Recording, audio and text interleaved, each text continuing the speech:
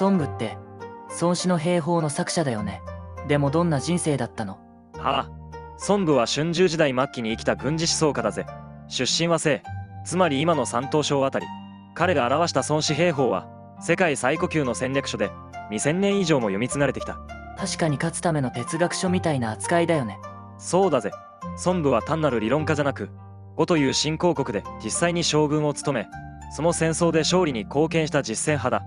彼の兵法は戦わずして勝つという合理主義が特徴で、現代でもビジネスや軍事戦略に応用され続けている。生涯を知るとあの本がどう生まれてどう使われたかがリアルに分かりそうだね。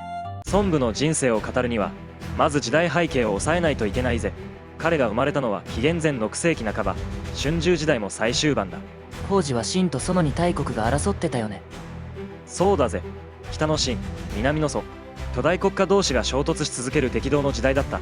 ただ紀元前546年に尾平の盟と呼ばれる大停戦協定が結ばれ、両国の大規模戦争は一時的に止まったんだ。一見平和っぽいけどその裏でいろいろ動きがあったんだよね。まさにその通りだぜ。大国同士が争わなくなると国内の有力士族が一気に力を伸ばし始めた。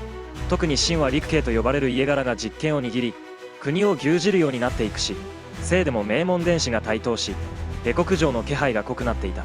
政変や内紛が多い時代、孫武も巻き込まれたの？その可能性が高いぜ。式は詳しく語らないが、孫武が西で仕官した記録はなく、戦争の激しい西に居場所を失い南へ旅立ったと考える学者が多いんだ。なるほど。西から呉へ行く理由ってそういう背景があったんだね。そうだぜ。春秋末期は多くの人材が国を越えて流動していた。孔子も実は孫子と同時大臣だが、孔子もあちこちの国に移動していた。孔子と孫子は同時大臣だったのか。でも孫子はなんで呉に行ったんだろう。当時の呉ってあまり強いイメージがないんだけど。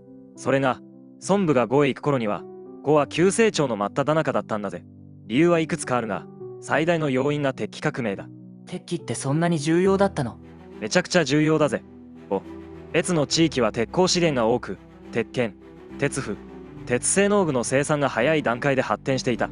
農業が発展し、兵士の装備も強化される。これが軍事力の基礎を支えた。じゃあ呉は技術的に有利だったわけだ。それだけじゃないぜ。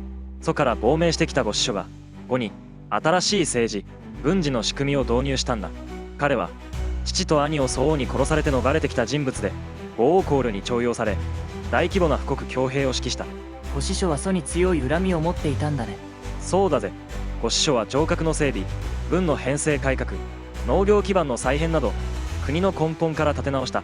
さらに呉王コール自身が非常に有能な統治者で、新興国特有の勢いと柔軟さを持っていた。亡命者が主導して国家を再生したってことか。そう。春秋末期は国内の争いや政変で多くの人材が国外に流れ、呉はその受け皿国家になったんだ。孫武はどうやって呉王に認められたの？史記によれば呉子書が孫武の兵法を呉王コールに進めたんだぜ。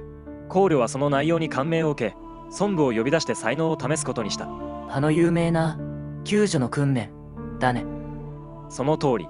考慮は宮中の美しい侍女たちを2体に分け、孫武に兵法の基本動作を教えさせた。しかし侍女たちはふざけて従わなかったため、孫武は命令に従わない隊長は軍律違反として王の長妃2人を斬首したんだ。式の厳格さを示したわけだね。はあ、孫武は命令が明確で訓練が正しければ兵は誰でも動くと実演してみせた。この徹底した軍律観に考慮は衝撃を受け、孫武を将軍として登用する。つまり理論を実行できる男だったわけだ。その通りだぜ。そしていよいよ外の激突だね。はあ、紀元前506年の白兎の戦いがクライマックスだぜ。呉は呉子書と孫武を中心に軍を編成し、大国楚に挑んだ。この時の兵力は呉軍は3万、楚軍は20万と言われている。そんなに兵力差があるのによく戦争になったね。